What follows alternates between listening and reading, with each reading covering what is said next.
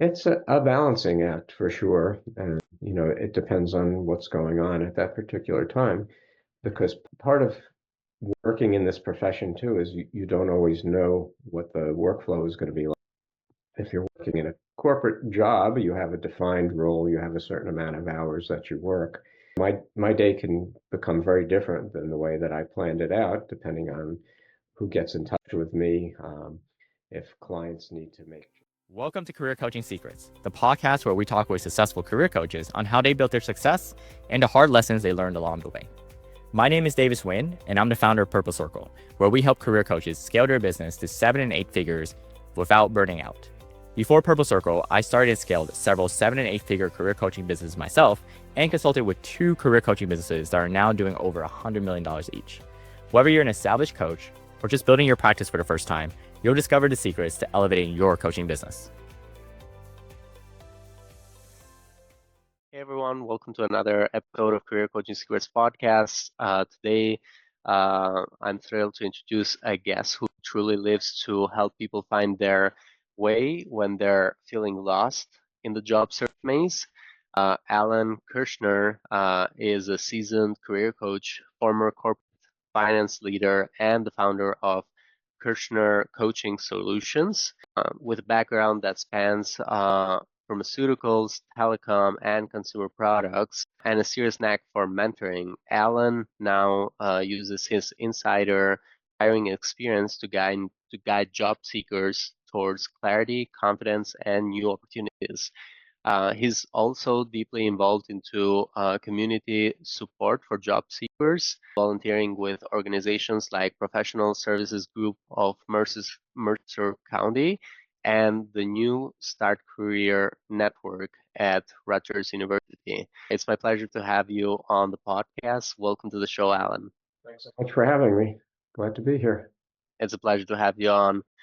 Alan, tell me a little bit more about what inspired you to become a career coach. That's a great question. I went through a number of restructurings and reorganizations in my career. And the last time that happened, I had enough time in my current role that I was able to decide, did I want to continue doing what I had done in the past, or did I want to pivot to something different?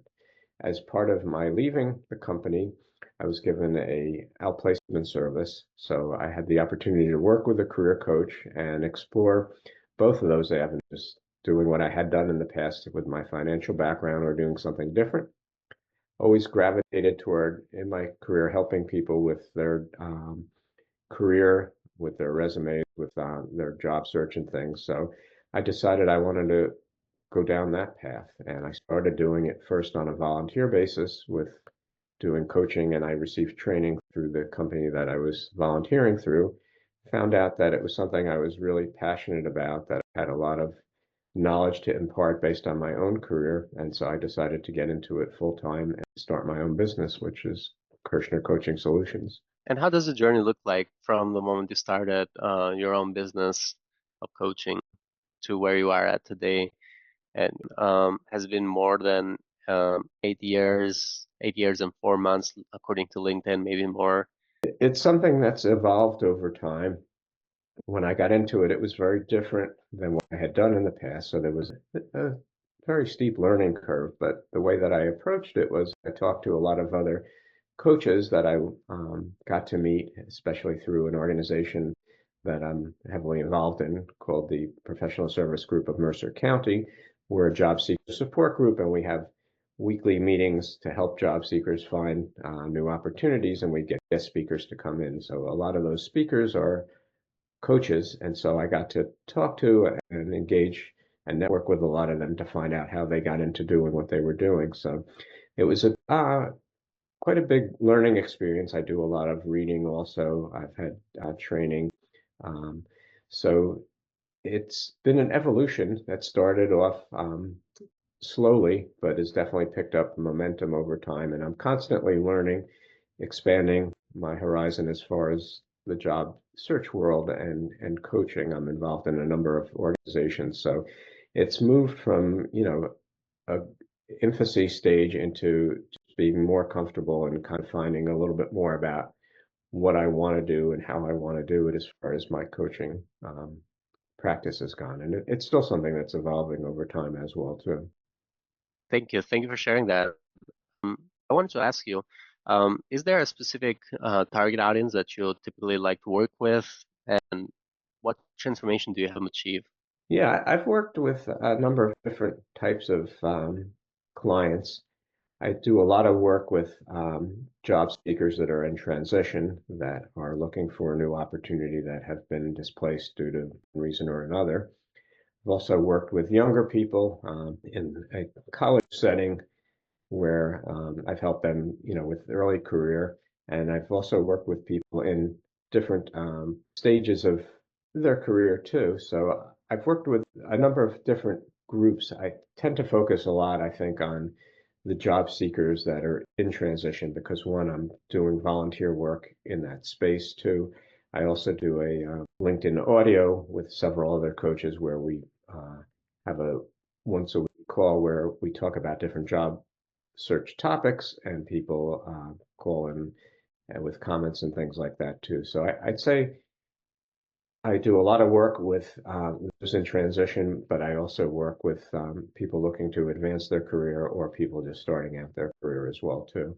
And I help them get clarity with what they want, give them effective job search strategies, how to spend your time efficiently and effectively, as well as what are the best opportunities and ways of finding your next career. And I get into a lot about not only the technical skills, but I also get involved in also the mindset part of job search, because it's really I find that is a very critical part of convincing somebody else that you are the best candidate. You have to feel that way and be comfortable and confident yourself to do that. So I think your mindset is really critical to being successful in a job search. Mhm. Absolutely. And where do you mostly find your clients? What marketing channel has been working best for you so far? It's a combination of different things. I'd say LinkedIn is one of the key ones. It's also networking. I've grown and developed a big network over time, so I get referrals from people. I also get involved in doing speaking engagements, so I find people through that too, through my volunteering as well too. So it's a combination of things. I think that um, you need filters and sources coming from multiple different ways in order to get clients, because you really never know where you're going to find somebody or how they're going to find you. So it's good to cast a wide net with different techniques. Thank you. And wanted to ask you also, do you have any goals that you are working towards in the next 1 to 3 years with your coaching business? My goals are to continue to help people with their job searches. I really enjoy. I'm very passionate about what I do, so I want to continue to do that. I'm constantly in a process where I'm helping people and I get positive feedback. So I like to have people give me recommendations, particularly with LinkedIn. I think that's a source that helps build my credibility out there too. So I think continuing to do what I've been doing and also help those that really need it. I do help as a subcontractor for a couple of other organizations as well too. So that's a way of growing business and getting business and having multiple income streams as well too, which I think is helpful in this business. Is there, throughout your experience of running your own coaching business, is there any that has worked best for you? And by that, I mean any coaching programs, any masterminds, any communities that have been valuable in you growing your coaching business? I'd say there's been a couple. One, I've been involved in the International Coaching Federation, so I meet on a monthly basis with other coaches and we share best practices, share sources of information, and even um, do referrals too, because the coaches there are not all career coaches. They can do a variety of different types of coaching. So I'll get referrals from them and I'll give them referrals based on what our knowledge and expertise is. There's also a very strong, at least in the area where I live, a very strong job seeker support organization. So I've tapped into that based on my experience and my volunteer work too. So I have a lot of coaches that I can talk to when I need to get suggestions, advice, give out information. It's a very reciprocal type of thing. I find that coaches are very, very much collegial and not so much competitive. Coaches help each other out when it comes to giving advice, suggestions, referrals, and things like that. So I think those are things that have been very helpful, both from a learning and from a sharing perspective. That's the thing that I found out within the coaching industry that I really like is that there is no competition, but instead there is collaboration between other coaches. Is there something that you wish you had known first when you started scaling your coaching business, an unexpected lesson learned? I have patience, and it takes time. It's not something that happens immediately. And in particular, what I found, many coaches, myself included, didn't do coaching before, started out in doing something else. Usually in the corporate world, they could have been human resources, could have been in marketing, could have been in sales, computer technology type people, or people in accounting and financial roles. So a lot of people, this is different than what they've done before too. And you need to have patience because it's not something that happens overnight. So you definitely need to have time on your side in order to be able to expand and to grow. Hmm.